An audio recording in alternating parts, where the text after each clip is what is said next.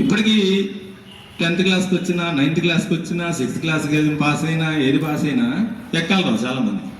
7 ఎంత అంటే పైకి కింద చూస్తారు. అంటే ఎక్కాలు బేసిక్ 2nd క్లాస్ నేర్చుకోవాల్సిన ఎక్కాలు 15 రాదు, ఇంటర్మీడియట్ రాదు. ఇంటర్మీడియట్కి డౌటే. అంటే అలా మనం అలవాటు చేసుకున్నాం. మ్యాక్సిమం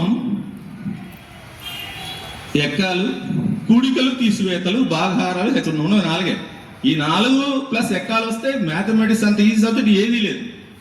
ఎన్ని సంవత్సరాలైనా, 10 ఏళ్ళైనా, ఇంటర్మీడియట్కి వెళ్ళినా ఇప్పటికీ మనకు అదే డౌట్. 5 - 7 అంటే ఎంత పైకి చూస్తాం, -2 +2 డౌటే. ఎందుకని? సరైన బేసిక్స్ లేకపోవడం. అందుకనే మ్యాథ్స్ అనేది అంత హార్డ్ సబ్జెక్ట్ అయిపోయింది. అంటే బేసిక్స్ అనేవి ఎంత నేర్చుకోవాలన్నా మనం నేర్చుకోవట్లా. మా మాస్టర్ తర్వాత కేబీసీలో పనిచేసేటప్పుడు రోజు ఎక్కాలి ఆయన. అసలు 10th క్లాస్ వాళ్ళకు 10 సార్లు వహించేవాళ్ళు రోజు తప్పనిసరిగా. ఎందుకంటే అసలు ఎక్కాలు రాకపోతే అసలు ప్రాబ్లమ్స్ ఏం చేస్తాం, మధ్యలో అన్ని ప్రాబ్లమ్స్ వస్తాయి కదా. 10 మామిడి పండుతారు ఇంత అంటాడు, 20 ఎంత అంటే హెచ్వల్ రావాలి అక్కడ. మరి రాకుండా ఎలా వస్తుంది? మ్యాథ్స్ ఎందుకు హార్డ్ అంటే బేసిక్స్ లేకపోవడం. ఎన్ని సంవత్సరాలు ఇంత చెప్పాక నేను మారదు. కాబట్టి మినిమం బేసిక్స్ ఏంటంటే 20 లోపల లెక్కలు 10 లోపల చాలు. ఎందుకంటే 2 మన గుణకారం వచ్చు కదా, మల్టిప్లికేషన్ వచ్చి కాబట్టి చేసేయచ్చు. కానీ ఏం చేస్తారు, ఆ 10 కూడా నేర్చుకోరు. ఆ 10 నేర్చుకున్నా మిగతా మన హెచ్వేసి 12 6 అంటే 6 12 6 1 72 అయ్యచ్చు. ఆ 10 నేర్చుకోమంటే నేర్చుకోవట్లేదు. ఇప్పుడు కూడా ఎక్కాలని చేయొద్దండి. అసలు ఇప్పటికి కూడా ఎక్కాలు రాని వాళ్ళు 10 ఎక్కాలని చేయొద్దండి. అందరికి వచ్చా? కాబట్టి మ్యాథమెటిక్స్లో ఎక్కాలు, కూడికలు, తీసివేతలు, భాగాహారాలు అసలు దారుణం అనమాట. భాగాహారాలు చాలా మందికి డివిజన్ అనేది ఇప్పటికి కూడా చాలా మంది తెలియదు. 27/12 అంటే రిమైండర్ ఎంత? 27/12 రిమైండర్ ఎంత? సో కాబట్టి చాలా మందికి రిమైండర్ అంటే కొత్త పదం. అది ఏంటో అసలు కొత్తగా ఎవరు కనుక్కున్నారు, సైంటిస్టులు అనుకుంటున్నారు. కాబట్టి డివిజన్ చేయడం అనేది ఇంకా హార్డ్గా తయారు చేస్తున్నాం. మినిమం నేర్చుకుంటే మ్యాథమెటిక్స్ ఈజీగా పాస్ అవుతాం. రెండోది నేను చెప్పదలుచుకుంది, నేను ఇక్కడ పైన కూడా మేము చూసాము, ఒత్తిడి, స్ట్రెస్ గురించి మేము అందరం కూడా చాలామంది మా టీచర్స్ కూడా మాట్లాడాము. అది అసలు యాక్చువల్గా స్ట్రెస్ ఎప్పుడు క్రియేట్ అవుతుంది తెలుసా? మొన్న కూడా నేను వాల్యూస్ గురించి చెప్పాను, అంతకుముందు గురువారం చెప్పినట్టు ఒకసారి. ఎప్పుడు స్ట్రెస్ వస్తుంది మనం దాచుకుంటాం అన్నీ కూడా. ఇవాళ చదవాల్సింది వాళ్ళు చదవం, ఇవాళ చేయాల్సిన హోంవర్క్ ఇవాళ చెయ్యం, ఇవాళ ఏదైతే మనకు టీచర్ గారు చక్కగా నేర్పించారో అది నేర్చుకోం. అది ఎప్పుడు నేర్చుకుంటాం? సంవత్సరం చివరిలో ఎగ్జామ్స్ ముందు 10 రోజుల ముందు పుస్తకాలు తీస్తాం.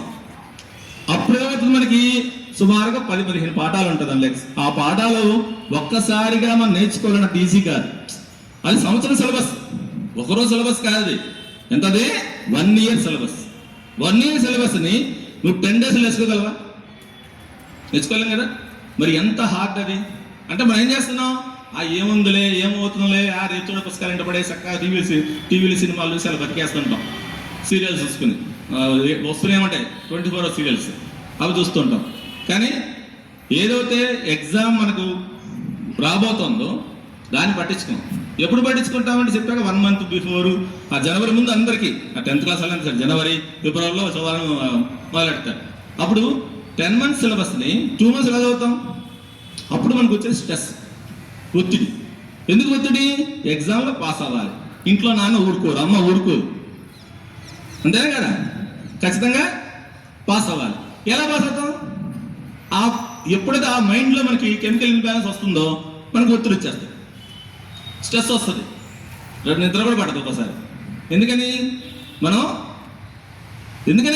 మనం అది ఏ రోజు సిలబస్ ఆ రోజు చదవకపోవడం.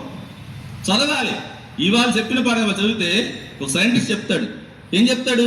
ఇవాళ చదివింది రేపటి 50% గుర్తుంటుంది, ఎల్లుండికి 25% గుర్తుంటుంది. తర్వాత 3వ రోజు 4వ రోజు వచ్చేసరికి మనకి పూర్తిగా మర్చిపోతాం. మనం జనగణమన ఎందుకు గుర్తు పెట్టుకుంటాం? ఎందుకమ్మా? రోజు పాడతాం కాబట్టి, డైలీ పాడతాం కాబట్టి. అంటే రోజు ఏదైతే మనం రిపిటేషన్గా చదువుతుంటామో, చేస్తుంటామో అది మన మైండ్లోకి వెళ్ళిపోతుంది. కంపల్సరీగా గుర్తుండిపోతుంది. మన పేరు కానీ, మన ఇల్లు కానీ, మన సార్లు పేర్లు కానీ, ఎందుకని రిపిటేషన్గా వస్తుంటాయి, అవి మర్చిపోం. సబ్జెక్ట్ కూడా అంతే. ఒకసారి చదివిన దాన్ని మళ్ళీ ఒక 10 days 15 days మళ్ళీ చదవండి, అప్పుడు రిపిటేషన్లో చదివితే గుర్తుంటుంది. మీరు క్వార్టర్లీ రాసిన ఎగ్జామ్లో essay 1 రాసింది essay 2 కరెక్ట్ సర్వీస్ రాయలేరు. ఎందుకు రాయలేరు? చదవాల మధ్యలో మళ్ళీ essay 1 క్లాస్ కరెక్ట్ వస్తుంది, essay 2లో రాయలేరు. బికాస్ ఆఫ్ ఎందుకు ఎక్కడ పోయిందా మిస్సింగ్, మధ్యలో చదవాల. అర్థమైందా? యూనిట్ టెస్ట్లో వచ్చిన పేపర్ క్వశ్చన్ రేపు పబ్లిక్లో ఇచ్చినా మీరు రాయలేరు, అప్పుడు రాసి ఉంటారు. ఎందుకని? మర్చిపోతారు. మెమరీ అనేది షార్ట్ టర్మ్ మెమరీ అనమాట. ఏమన్నా ఒక 10 రోజుల్లో పూర్తిగా మర్చిపోతాం. రిపిటేషన్గా చదివితే ఏదైనా గుర్తుంటుంది, స్ట్రెస్ ఉండదు. అర్థమైందా? స్ట్రెస్ క్రియేట్ అవుతుంది. ఎప్పుడు క్రియేట్ అవుతుంది? చదవకపోతే. రిపిటేషన్గా చదవకపోతే సార్ వాళ్ళు చదివాను సార్ కూర్చుంటే కుదరదు. అది మరలా ఒకసారి రిపిటేషన్ చేయాలి. నువ్వు 10 క్వశ్చన్లు వచ్చు, ఆ 10 క్వశ్చన్లు 10 సార్లు చదువు, నీకు ఆ 10 క్వశ్చన్లు గుర్తుంటాయి. నువ్వు 100 క్వశ్చన్లు చదివితే నీకు గుర్తుండవు. ఎందుకని? నైట్కి నిద్రపోగానే మన కంప్యూటర్ క్లియర్ బటన్ ఎలా ఉంటుందో మైండ్కి ఫ్రెష్ చేస్తుంది, క్లియర్ చేస్తుంది మొత్తం ఫ్రెష్గా. నిద్ర లేదని ఏం గుర్తుండవు మనకి, ఫ్రెష్గా ఉంటుంది. అయితే మనం పిచ్చోళ్ళు అయిపోతాం ఎక్కువ నేర్చుకుంటే. అర్థమైందా? సో ఎక్కువగా చదవండి, మళ్ళీ మళ్ళీ చదవండి. చక్కగా ఏదైతే చదివారో దాన్ని మనం ఏం చేయాలి? పరీక్షలో రాయగలగాలి. రాస్తేనే మనకు వాల్యూ ఉంటుంది. మనం ఏదో అనుకున్నామో జరుగుతుంది, ఏ మార్కులు రావాలో వస్తాయి. అంతేగాని మళ్ళీ రాయలేకపోతే మళ్ళీ వేస్ట్. దానికి మళ్ళీ స్ట్రెస్ అక్కర్లా. కొంతమంది నేను చూస్తుంటాను ఎగ్జామ్ అందరు కూర్చొని బుక్స్ తీసి చదివేస్తుంటాయి. ఏం గుర్తుంటుందమ్మా అది? అది కూడా ఒత్తిడే, స్ట్రెస్. అది నువ్వు రిలాక్స్ పొజిషన్లో ఉన్నప్పుడు, మైండ్ ఫ్రెష్గా ఉన్నప్పుడు అన్నీ గుర్తుంటాయి. ఎప్పుడైతే కంగారు పడతామో, స్ట్రెస్ ఫీల్ అవుతామో, ఆటోమేటిక్గా మన ఇంటి మన ఫోన్ నెంబరే మనకు గుర్తుండదు, మర్చిపోతాం. Because of stress. మనం ఎక్కువగా ఆలోచించామనుకో మనకి ఏది గుర్తుండదు. రిలాక్స్ పొజిషన్లో ఉండాలి ఎప్పుడైనా సరే. ఎక్కువ రిలాక్సేషన్లో ఉంటే మనం అంత బాగా గుర్తు పెట్టుకోగలం, అంత బాగా చదవగలం, అంత బాగా పరీక్షల్లో రాయగలం. ఇంకొకటి చేస్తుంటారు పరీక్షల్లో, రాత్రిపూట ఓవర్ నైట్ అవుట్ చేశాను సార్ అని. నైట్ అవుట్ చేయడం ఎందుకు అసలు? నైట్ అవుట్ చేస్తే ఏం గుర్తుండవు పొద్దునకి. అర్థమైందా? రాత్రి చదివింది పగలు అయిపోయింది సార్. 10 ఉందనుకోండి, 10 మార్నింగ్ 4కి లేండి లేదా 5కి లేండి, దాన్ని బ్రహ్మముహూర్తం అంటాం. అంటే ఏంటంటే ఆ టైంలో చదివి 4 to 5 ఇలా 4 to 6 మధ్య చదివింది మనకు బాగా గుర్తుంటుంది. నైట్ కూడా చదివి గుర్తుండదు, ఎందుకంటే రాత్రి నిద్రపోతే క్లియర్ అయిపోతుంది. పొద్దున్న కూడా రోజు 5 to 6 కానీ 4 to 6 కానీ చదివితే చక్కగా గుర్తుంటుంది, మనం పరీక్షలకు రాయగలం. Night out చేయక్కర్లా. మన మైండ్కి రిలాక్సేషన్ ఉండాలి. కొంచెం పడుకుంటే తప్ప మనం నెక్స్ట్ రోజు ఎగ్జామ్ రాయలేము. కాబట్టి చక్కగా పడుకోండి, చక్కగా రిలాక్స్ పొజిషన్లో ఉండి చక్కగా రాస్తే మంచి మార్కులు వస్తాయి. రోజు చదవండి, దట్ ఈస్ డైలీ హ్యాబిట్.